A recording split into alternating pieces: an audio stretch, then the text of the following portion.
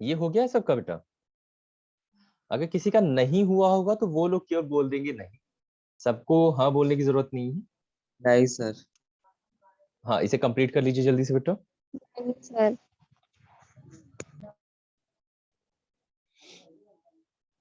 Sir ये पांचवा point एक बार फिर बता दीजिए। पांचवा पॉइंट ये होता है ना बेटा, जैसे कई डाउटफुल वो जो आपकी लाइबिलिटीज होती है, डाउटफुल लाइबिलिटीज होती हैं, उन्हें कभी भी एक्चुअल लाइबिलिटीज में इंक्लूड नहीं करना रहता है। जैसे कंटीजेंट लाइबिलिटीज है ना, बैलेंस शीट में हम क्या दिखाते हैं, कंटीजेंट लाइबिलिटीज। कंटीजेंट लाइबिलिटीज क्या हो जाती हैं?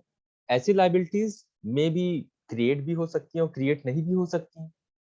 तो कंटीजेंट लाइबिलिटीज के अमाउंट को हम कभी टोटल अमाउंट में नहीं शो करते। तो इस तरीके का अगर कोई डाउटफुल लाइबिलिटी है तो उसे हम एक्चुअल लाइबिलिटी के साथ कभी भी शो नहीं करते हैं। हिंदी में वहां पे लिखा हुआ है, वास्तविक दायित्व में संदिग्ध दायित्वों को शामिल न करना, not including the doubtful liabilities into actual liabilities.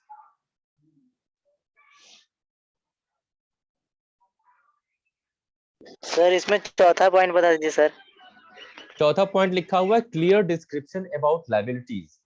Liabilities का क्लियर डिस्क्रिप्शन होना चाहिए, उसके बारे में पूरी इंफॉर्मेशन वहां पे होनी चाहिए कि वो लाइबिलिटीज क्रिएट किस वजह से हुई है, कंपनी की लाइबिलिटीज है तो किस तरीके से है, कौन से कैटेगरी का लाइबिलिटी है ना, कि वो शेयर होल्डर्स फंड से बिलोंग करता है, कि वो नॉन करेंट लाइबिलिटी से बिलोंग करता है, कि करेंट लाइबिलिटी से बिलोंग करता है, कि फिक्टिशियस लाइबिलिटी, सॉरी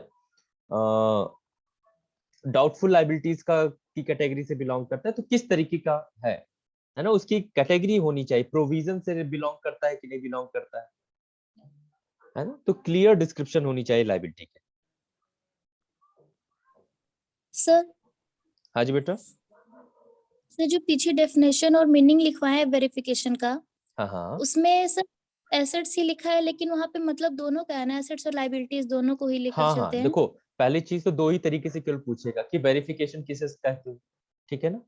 या तो पूछेगा वेरिफिकेशन ऑफ असेट्स से क्या समझते हो, बस यही पूछेगा ही, उसके अलावा नहीं। Okay sir. दोनों का रिप्लाई वही होगा, आंसर वही।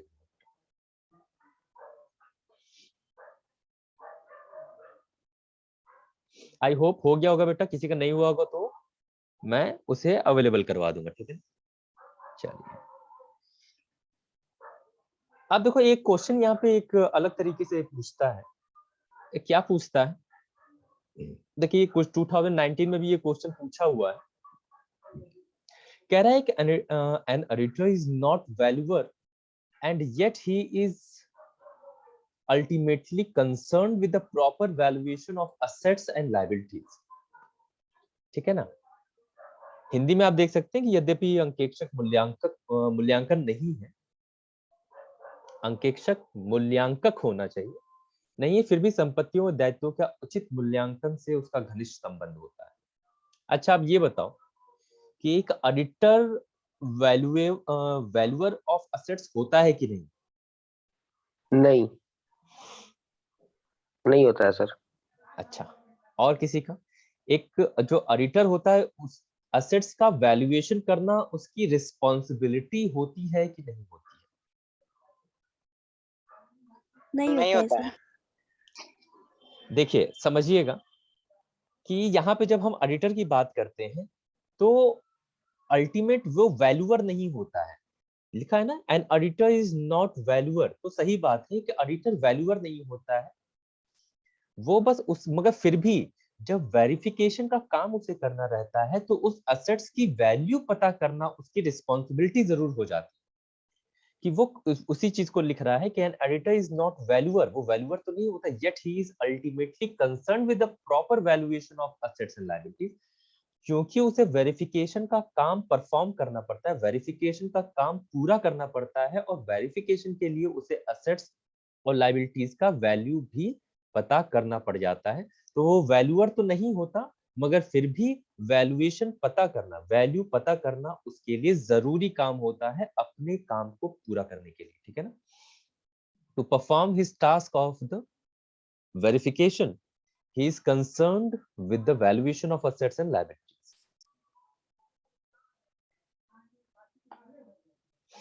ठीक है, तो ये क्वेश्चन जरूर आप उतार लीजिएगा, स्पेशली ये सेकंड वाला, ये जो सेकंड वाला लिखा हुआ है, ये जो कोटेशन है, अभी इसके लिए मैं लिखवा भी दे रहा हूं आपको 3 पॉइंट।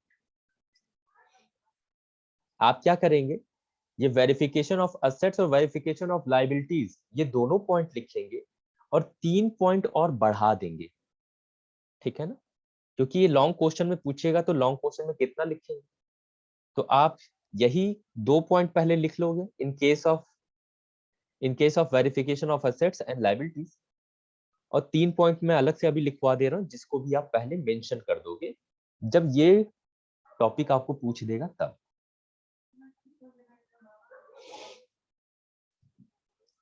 येलो थंब शो कर दीजिएगा अगर आपका ये क्वेश्चन आपने उतार लिया होगा तो, और इसी क्वेश्चन को उतारने के साथ नीचे 3 पॉइंट लिखवाऊंगा, उसे लिख लीजिएगा अभी। सर दोनों लिखना है ऊपर वाला? नहीं, ऊपर वाला तो नॉर्मल क्वेश्चन है बेटा, वो तो आप समझ जाएंगे कि भाई वैल्यूएशन ऑफ असेट्स से क्या समझते हो, how for an editor responsible regarding the valuation of assets, एक असेट्स के वैल्यूएशन से उसकी क्या रिस्पॉन्सिबिलिटीज होती है, तो आपको कुछ और नहीं करना, ये जो नीचे लिखा हुआ है वेरिफिकेशन ऑफ असेट्स ना, इन्हीं के पॉइंट्स आप लिख दोगे तब भी कोई दिक्कत नहीं रहेगी वहां पे। तो पहले आप ये नीचे वाला ये क्वेश्चन आप लिख लीजिए, और फिर इससे रिलेटेड जो 3 पॉइंट है मैं आपको लिखवा देता हूँ। सर थर्ड पॉइंट में लिखेंगे इसको, क्वेश्चन को? ये क्वेश्चन आप लिख लीजिए, इसका मैं आंसर लिखवा रहा हूँ, थर्ड पॉइंट में नहीं लिखना, इस क्वेश्चन को लिखिए और फिर इसका पॉइंट लिखवा रहा हूँ। अच्छा।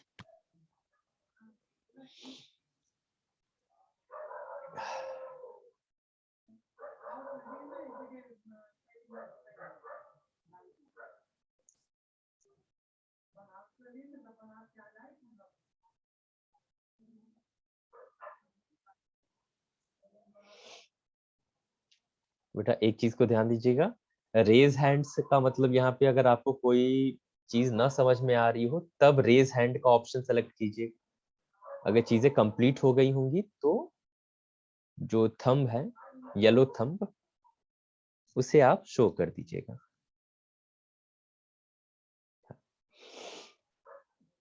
आई थिंक ये हो गया होगा क्वेश्चन, इसके आगे चलता हूं मैं।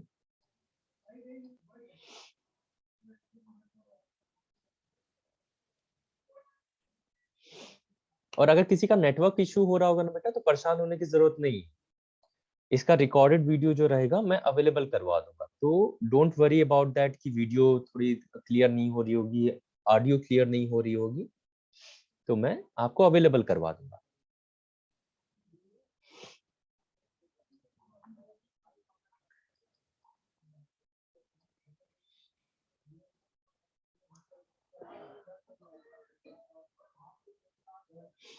हाँ जी बेटा, अब ये हैं आपके 3 पॉइंट, वो जो क्वेश्चन है ना, उस क्वेश्चन के लिखने के बाद आपको ये 3 पॉइंट क्या करने रहेंगे, पहले बताने रहेंगे, है ना। इसे अपनी स्क्रीन पे आप जूम कर सकते हैं, ठीक है ना, आप अपनी स्क्रीन पे इसे जूम कर सकते हैं।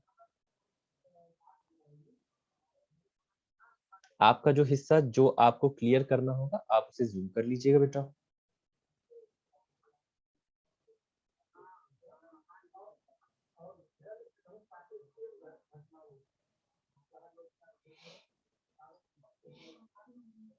ठीक है, अच्छा अब यहाँ पे क्या हुआ है, अब हमको ये प्रूफ करना है कि एक एडिटर जो होता है वो वैल्यूअर नहीं होता, तो वो वैल्यूअर क्यों नहीं होता, मूल्यांकक क्यों नहीं होता, क्योंकि बेटा जो वैल्यूएशन करने का काम जो होता है ना, वो एडिटर का नहीं होता है, वो मैनेजमेंट का काम होता है।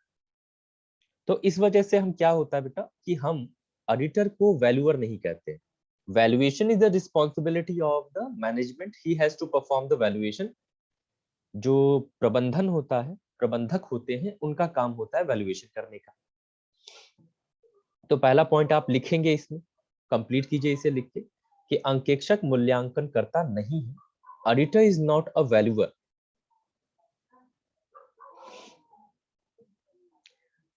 फिर दूसरा पॉइंट लिखा हुआ है रिक्वायरिंग फॉर, मगर एक ऑडिटर जो होता है अब उसे वैल्यू की जरूरत तो पड़ेगी भाई, तो क्योंकि उसे वैल्यू, सही वैल्यू की जरूरत होता है, तो वो उसको वैल्यूएशन पता करवाना पड़ता है, वो चाहे दूसरे से पता करवाए या कैसे भी करके सही वैल्यू क्या होगी वो अवेलेबल करवाता है अपने पास से, दूसरे जो एक्सपर्ट लोग होते हैं उनके हेल्प से वैल्यू पता करवा सकता है।